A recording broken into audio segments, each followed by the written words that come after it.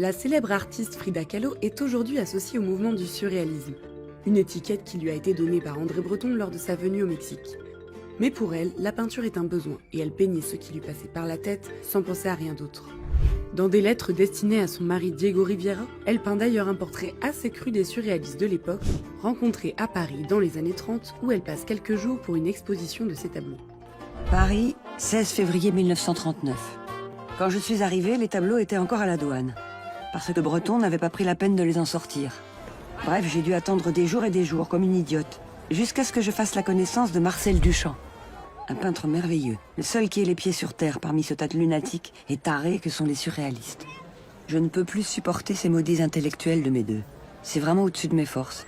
Je préférerais m'asseoir par terre pour vendre des tortillas au marché de Toluca, plutôt que de devoir m'associer à ces putains d'artistes parisiens.